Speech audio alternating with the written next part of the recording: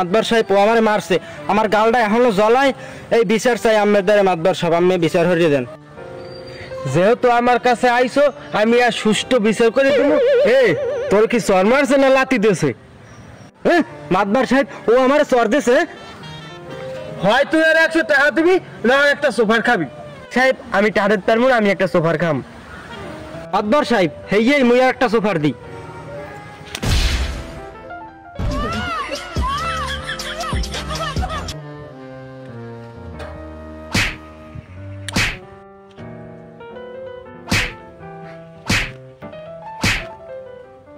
কি রে তুই আমার মাল্লিকা?